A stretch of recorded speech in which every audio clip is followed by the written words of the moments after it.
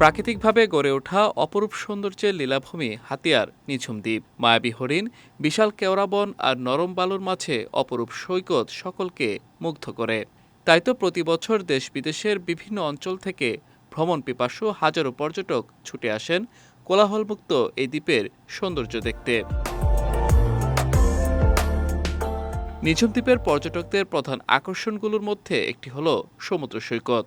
সাগরের মনোমুগ্ধকর সৌন্দর্যে সময় কাটাতে পর্যটকরা ঘুরে বেড়ায় এখানে।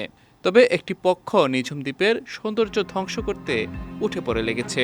প্রশাসনের দুর্বলতার সুযোগে তারা সৈকতের উত্তর পাশের জায়গা দখল করে নিচ্ছে।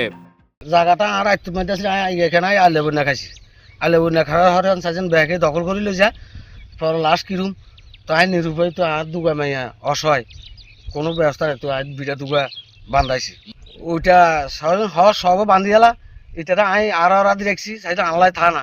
তো আমি লাস্টে কেতন শরীর দিয়েছি, বেড়াও কই থাকবো, এই যে শরীর দিয়েছি তো গেনা গিচ্ছি। আমাদের নিঝুম দ্বীপে পর্যটক আসে এখন বীজ দেখানোর জন্য। এখন যদি দখল করি গেলা তাহলে আর এরা কিছু সাইবার কোনো সৌন্দর্য এখন দেখতে পারবে না। সৈকত এলাকার মাটি কেটে পুকুর তৈরি করা হয়েছে। এর মধ্যেই অনেকে আবার নতুন ঘর নির্মাণ করে ফেলেছে। এতে হুমকির মুখে পড়েছে পর্যটন এলাকা নিঝুম দ্বীপ।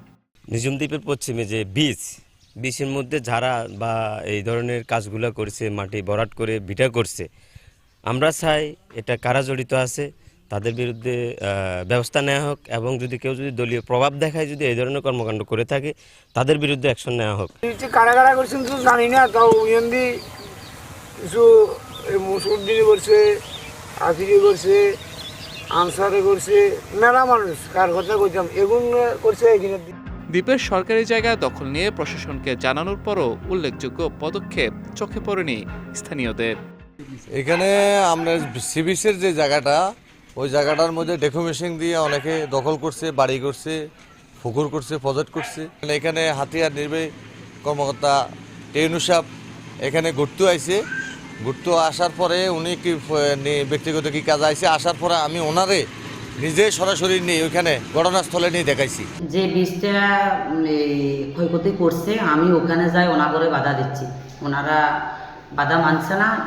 এই হিসাবে আমি প্রশাসকের কাছে একটা আবেদন করছিলাম, ওনারা যদি এই প্রতি পদক্ষেপ নেয় কিন্তু তাহলে অনেক ভালো হবে। এদিকে তদন্তের ভিত্তিতে এ বিষয়ে আইনগত ব্যবস্থা নেওয়ার কথা জানিয়েছেন এই কর্মকর্তা। আপনারা জানেন নিঝুম দ্বীপ শুধু নোয়াখালী না, বাংলাদেশের একটা ব্র্যান্ড জায়গা। এটা জাতীয় উদ্যান হিসেবে ঘোষণা করা হয়েছে। আমি একটু জানতে পেরেছি এখানে সি বিচের জায়গাগুলো দখল হয়ে যাচ্ছে। এই বিষয়ে আমরা সরেজমিনে তদন্ত করব। তদন্তে যদি কারো বিরুদ্ধে যদি দোষী সাব্যস্ত হয় তাকে আইনগতভাবে আমরা সর্বোচ্চ শাস্তি দানের ব্যবস্থা করব।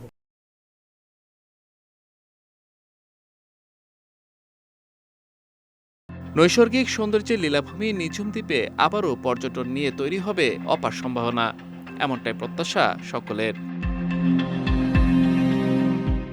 বিজয় টিভি নিউজ ডেস্ক।